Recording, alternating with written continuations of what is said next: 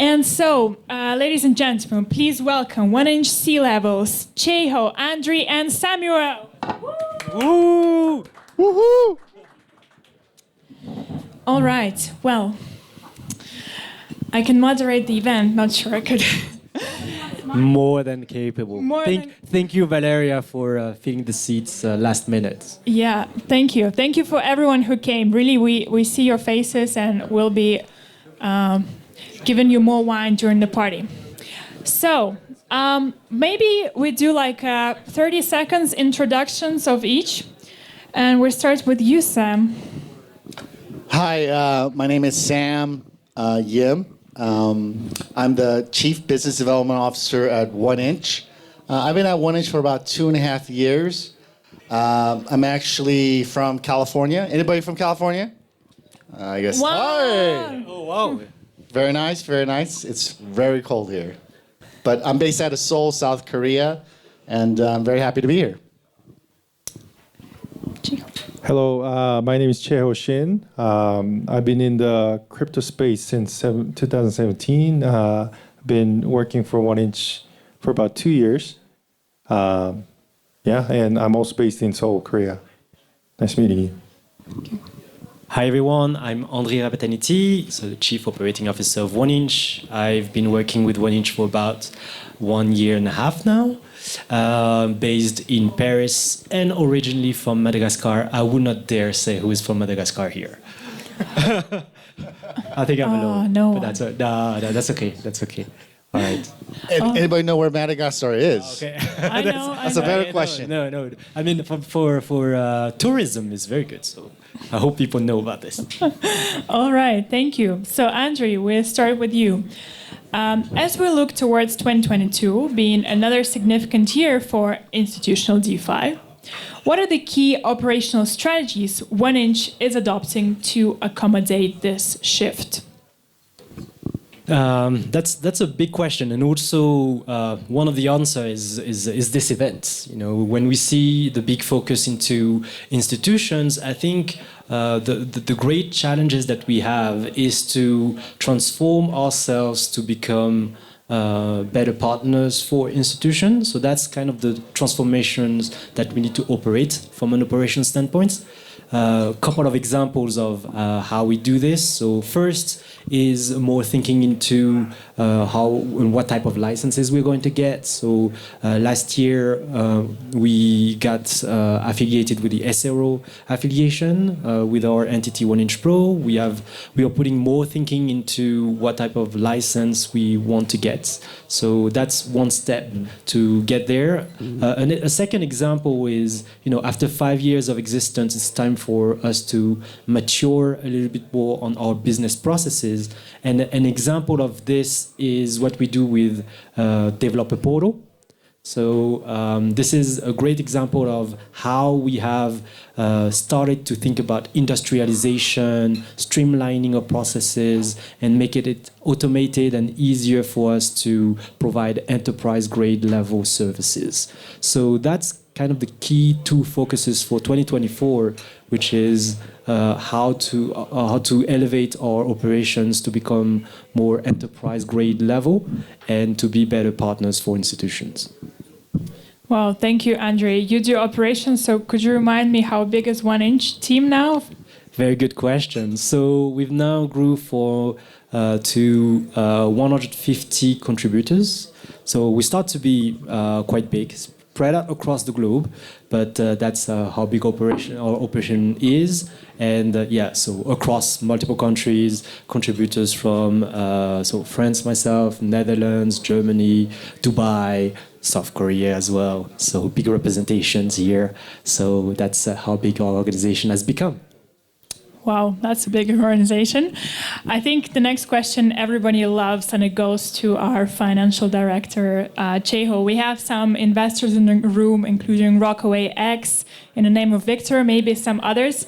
But with the 4-year anniversary of 1-inch in the horizon, can you share how the financial landscape of the company has evolved over these years, and what financial challenges and opportunities you foresee in the near future? Yeah, sure. So 1-inch has been around for only a few years. I think everyone already knows. And it grew really, really fast. And with that speed of growth, there was some inefficiencies around financials.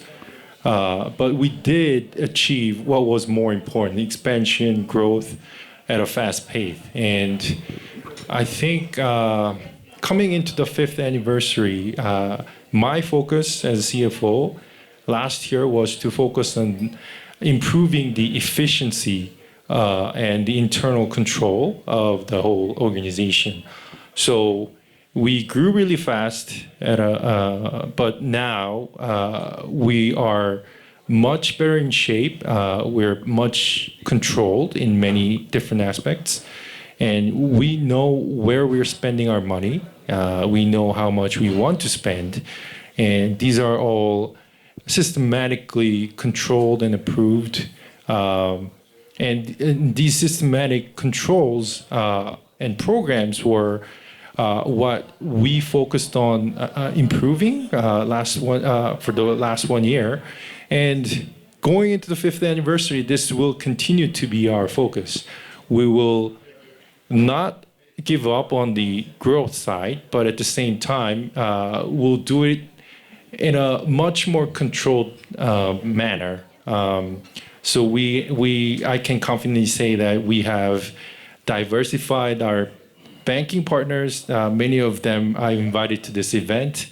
We have diversified our own assets, diversified the ways we manage our own treasuries. And also we're cautious of how much new products, new initiatives that we are planning on costs us. At the same time, how much those new products will likely generate new revenues for us. So from the financial and number side, everything is, I would say, is completely in control. So we can progress in a much more professional way and much more efficient way going forward. So I guess that kind of answers the questions that you raised. Thank you, Chaeho. As a CFO, maybe we have some companies that are growing here in this room. Could you maybe share some tips? Like you've mentioned, like 1inch grew quite explicitly in the beginning. Is it healthy from the financial standpoint, or just general tips for the startup businesses? Yeah, I have worked for much newer companies than 1inch before, and I know it could get crazy in terms of the control and the finance side when the market just allows you to grow so fast. Well, it's not the case at the moment, but I believe that time will come soon. And when the time comes, but growth is important, but I would say control and efficiency is as important. So it will definitely end up as a headache if you don't take care of the controls, internal controls, or the finances, or plan less, or think about the finances less, and think more about the growth. You just need to be very cautious all the time. I think that is just a simple tip that everyone might know, but just don't let go of your controls from the beginning, even at the time of growth, because it'll come back to you. Yeah. Chaeho, I'm just really curious on 1inch finances. Do you believe market trends generally affect spending of startups? Like if there is a bull market, everyone just spends more what they can, or there's a bear, everyone cuts down? Yes, definitely, yes. And I think that's a really, really bad practice. And that, especially crypto companies should not do this anymore. I think we had 2 rounds of bull runs in the past 5 years, and anyone could have seen that these crypto startups were extravagantly spending without thinking, without much planning. Same goes for many of the investors out there. They were investing without thinking. without doing too much due diligence. And look where they ended up. So the next bull run, let's show difference. Let's be educated this time, and then let's all survive and let's all thrive through the next bull run and even through many bear markets going forward. So that's my take. Yeah. Oh, thank you very much. Sam, over to you. So for the BD sector, considering the ongoing and future challenges in the DeFi space, what are the major business development strategies 1inch is implementing to stay ahead of the curve? Would you share with us? Yeah, so just quick background about 1inch and how I first encountered, I heard of 1inch 2.5 years ago when I was actually a partner at a law firm, and then some random guy named Ores just contacts me out of nowhere. And he said, hey, can you help me with something? And I'm from 1inch. I was like, what the heck is 1inch? And I actually looked it up. And does anybody know why we're called 1inch? Anybody? Raise your hand if you know. You get a chip. You get a chip. Nah, not you. You're part of it. It's named after Bruce Lee's 1inch punch. And so, why the 1inch punch is because the 1inch punch is fast, powerful, and efficient, right? And I was like, wow, this is a great Chinese company. And then I look, and it's, just very diversified group of people. It just happened that Sergey Kunz and Anton, they're big fans of Bruce Lee. But, looking into it, I was at a juncture where I had a, established, practice and doing crypto work. But, I was researching 1inch, and it was a very interesting concept what a DEX aggregator is. And then they were the first to introduce that to the market. And I figured, look, there's only certain points, inflection points in your life in technology where it's going to have a change. And so the first experience I had was the .com, and then it really changed how we interact with the world, social, networking, and there were some crazy things going on in the .com days too. Like there were actually calls for shutting down the internet by the telecom companies because they were interrupting with it. They were like lobbying that. And so there's a saying that history doesn't repeat, but it rhymes. And I think we're going through the same cycle. You hear a lot of institutions or politicians saying that let's shut down DeFi. But it's like shutting down the internet. You can't shut it down. And so I felt that this was a very important mission in one of the critical points in my life to be part of, to revolutionize how we do finance. And so that's why I joined. And in the 2.5 years, I was like employee number 50. I was like the first traditional guy joining. And so I've seen a lot of change, and I see there's going to be more changes going forward. And we're the leader. And there's no real clear, the second place is very distant away because our technology is superior than anybody else. And so we're going to, in the future of DeFi, we're going to try to increase our market share. We have grown about, in terms of market share growth, about 6% from our competitors this past year. And then our goal during this bear market is actually to build and become stronger and become the leader, a stronger leader when the bull market happens. And so we have a lot of new products going up. We're actively trying to, recruit new API partners, market makers, resolvers. And we see that as sort of the future of DeFi. So some of the things that we're trying to build is sort of like a decentralized NASDAQ. And so that's why Fusion is so important, because Fusion allows for gaseous swaps. A NASDAQ, the way it's structured is that you have market makers fulfilling the orders. And when you go on E-Trade or Charles Schwab, you don't think about, hey, do I have enough ETH to pay for gas? So this makes it Fusion makes it a very frictionless environment. And so that's something where I see a lot of growth in Fusion, institutional involvement in 1inch. And I think it's important for our business partners to realize, hey, this is very important for us to be involved in. Otherwise, we're going to be held back.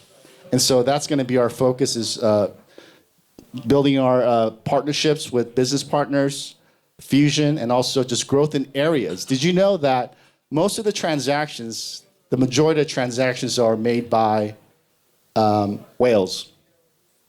And so we haven't even touched the consumer, the retail, the centralized exchange users. So that's another focus for me in terms of growth in the future. And so I think it's a pretty exciting future for 2024. Wow, thank you, Sam. And you've mentioned like you're looking to connect with business partners, and I know a lot of people here here to network. So maybe can you talk a bit more like on the portraits of the business partner that we're looking to onboard, and how could they, connect and make a partnership with OneInch? Yeah, I think like the first point we discussed was earlier Dev Portal. So if you want to be part of us, our team, work with us, then we have all these API, the swap API, the portfolio API, the very APIs. And you could build your own exchange, crypto bank, accounting firm through our API. We have this suite of products out there. And so, if you don't build now, where are you going to be 5 years from now? Are you going to be left behind? And it is. I think we're now at an inflection point where DeFi is becoming very mature. And so if you're interested in being our business partner, it's really through Dev Portal. That's number one. Number two are professional market makers. So we have two professional marketing programs. One is the Classic, which is the PMM program, where you provide market making services to the Classic swap. But did you know that PMMs only fulfill 5% of the total swaps? So there's a large room for growth for market makers who want to do the classic legacy swaps, right? And then the second one are resolvers, which is our market makers for our fusion product, which is the gaseous swaps. And so, again, right now we have 5 active resolvers. We're trying to grow that. And so if you want to be part of our future of building that decentralized NASDAQ, the future of DeFi trades, then those are the programs that business partners can join and be part of. It's, again, those market making programs, they're a very small fraction of the total swaps. And so there's a lot of opportunity for market makers to be part of the larger pie, taking a larger share of the swap out there in the DeFi. And we have still around 70% of the market share in DEX aggregation, right? I think like the second is maybe like 6%, 8%. And so, it's like being part of Google. You're not going to go to Yahoo to be the best, integrate Yahoo as a search engine. You want to be part of Google. And we have become the Google of DeFi. Thank you, Sam. Email or Telegram? Both. So we have Valeria is our key leader in the market making program. And you met Alex earlier regarding Dev Portal. And so those are the ways to become, build part of the future for DeFi. Thank you. And we move on to the next question. Over to you, Andri. So as we reflect on the past and look forward to the future, what are your individuals' visions for the future of OneInch, and how do you see your role evolving with the changing landscape of DeFi? That's a very good question. I think the vision for OneInch has been very well laid down by Sam. What you need to expect from OneInch is getting better, more and more leverage of what we've built with Fusion. So at the center of this is you will see in the future features that we're going to release, more leverage of the infrastructure and technology that has been built with Fusion, and that will enable us to create other features that are needed in the market, and also to attract more institutions, because the resolvers are KYC'd, and we created that infrastructure that will make it more appealing for institutions to play in. So that's kind of the key expectation for OneInch. And what does it mean in terms of organization? I think in terms of organization, it means being able to attract a wide variety of talents that we don't currently have in the industry. So more traditional finance profiles, or more corporate profiles that should become interested in joining a DeFi company, because they are bringing a set of skills that are going to enable us to mature. to put in place enterprise level processes and enterprise level services to companies. So I think as COO and also part of my responsibility stretching out to HR, I think being able to attract and interest the new type of talent is going to be the real challenge. Has it been challenging before? Yes, it has been challenging, especially because I think a lot of education needs to happen for those people to really understand the opportunity from a market standpoint, but also from a career standpoint to join companies in the DeFi space.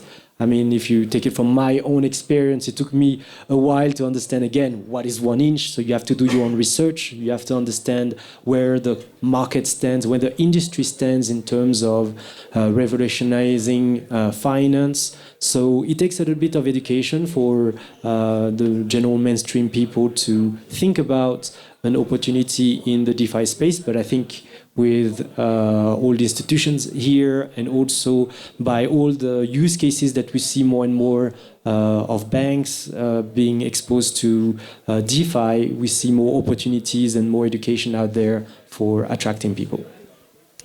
Thank you, Andri. Chaeho, your vision of 1inch future. Yeah, I'll speak from the finance perspective. Well, I think the whole theme since the beginning of this event was that there needs to be a merge between the traditional finance and the crypto world. And I think that's also going to be the vision of the financial aspect of 1inch as well. Because we will be deploying our assets. We will be managing our assets both in traditional finance and crypto more actively. So diversification into two different worlds more actively and more in a more systematic way. And now that crypto space is embracing the real world assets through tokenization, securitization of the tokens, I think it's going to be the crypto companies like 1inch who will be the first adapters, the early adapters of those tokenized assets, because we like the fact that we can self-custody those assets, and it's all done in DeFi manner. So it's in our it's in the genes of one of the largest DeFi company, 1inch, that we handle everything in a decentralized manner. So even from finance perspective, once those tools, instruments are available, as a CFO, I'm willing to use, make use of those new tools even more. And I think that in itself will be the collapse of traditional finance and crypto. So that's speaking from the finance perspective. I think that's the key vision that I have going forward. Yeah. And may I ask you, what's your take on the DAOs? DAOs. Is it more efficient to manage finance like more centralized or more decentralized? Maybe your personal take. To be honest, I can't give you my opinion on that because I don't really know the answer. Let me get at that help. Yeah, it's a tough question, Valeria. Thank you very much for asking. So out of nowhere. Out of nowhere. So I think there are pros and cons for centralized organization to decentralized organization. I think with the different proposal that we've seen, we saw a lot of more structuring happening on the DAO level, bringing on a law firm. But I think from a corporate standpoint, we will at this stage stick to what has been functioning for other corporates until we see more development of the DAO side. I think that's the secret. The history will show us like how much DAO presents a better solution from an organization standpoint, but I think they need to provide more evidence on how successful they can be. Thank you very much.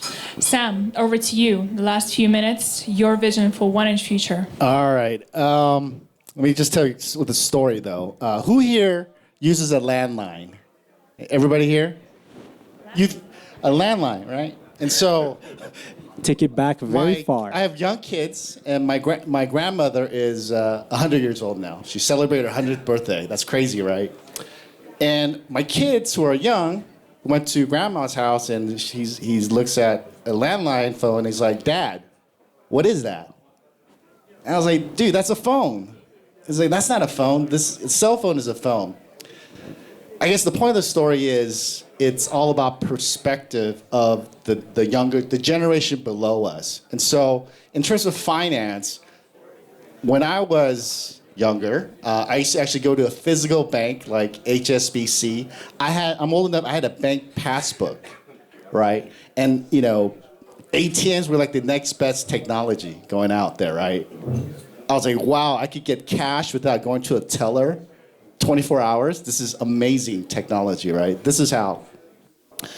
For me, a bank like HSBC, Citibank are very important, powerful institutions. But for my children, Citibank, HSBC, they're nothing more than an app. That's how they see banking. And so their perspective of finance is going to be drastically different from the way we see it. So we have to think differently. And so going back to the next parallel, you know, you guys are all part of the internet generation, so you guys know browsers, Chrome, Google. Before Chrome, you guys remember Netscape? Have you heard of that? Yes. Yeah? Yahoo, Alta Vista, right? Those were like cutting edge technology. What we're building for the future is something similar to that, but a Web3 version. And so my kids will do banking and finance on Citibank and stuff like that on the app. But in the future, what we see as a future of Web3 and DeFi is we see the wallet as the Web3 version of the browser.